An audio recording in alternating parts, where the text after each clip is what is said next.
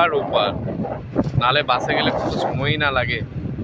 শুধু মা গঙ্গা মা আছে বলে আমাদের টাইমটা অনেক বেঁচে যাচ্ছে, আমাদের কাছে সাশ্রয় হচ্ছে। চলে এলাম এই পাড়টায় আমরা। কি সুন্দর ভিউ, দারুণ ভিউ, দারুণ।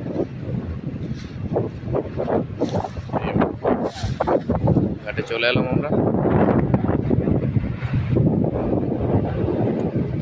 ওই পাড় ছাড়িয়ে এই পাড়ে চলে এলাম।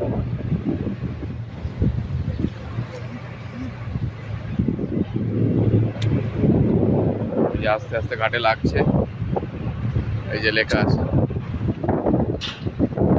রাসমণি ঘাট।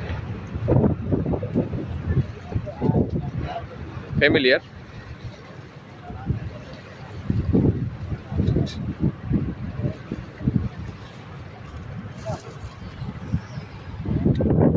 রানী রাসমণি ঘাটে এখন পৌঁছে গেলাম আমরা, নামবো।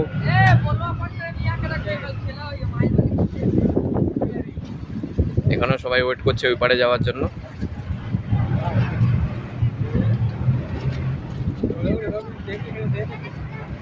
এক এক করে আমরা নেমে যাব। ওই পাড় থেকে এলাম, ওই যে পাড়।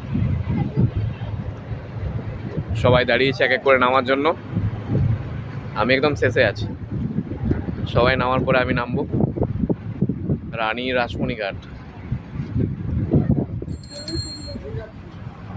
ঘাট থেকে নেমে পড়লাম, এই যে স্টিমার করে এলাম, জাস্ট নামলাম। এবারে যাবো, এগিয়ে যাবো আমার ডেস্টিনেশনে। এই দেখো রানী রাসমণি ঘাট। চলে এলাম এখান থেকে, টিটাগড় কাছেই, বেশি দূর নয়। ব্যারাকপুর, ব্যারাকপুর টিটাগড় দুটোই কাছে। তো সুন্দর ভিউ, দারুণ ভিউ, দারুণ। এখানে একটি স্টিমার দাঁড়িয়েছে যাওয়ার জন্য, সুন্দর।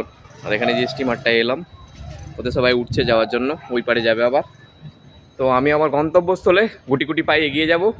চলো আবার তোমাদের সঙ্গে কোনো অ্যাডভেঞ্চারে দেখা হবে, কথা হবে। চলো টাটা, সিউ, ভালো থাকবে। থেকে টোটো করে চলে এলাম টিটাগড় স্টেশন। এখান থেকে লোকাল ধরে চলে যাব বিধাননগর, সেখান থেকে আমার ডেস্টিনেশন কেষ্টপুর। টিটাগড় স্টেশন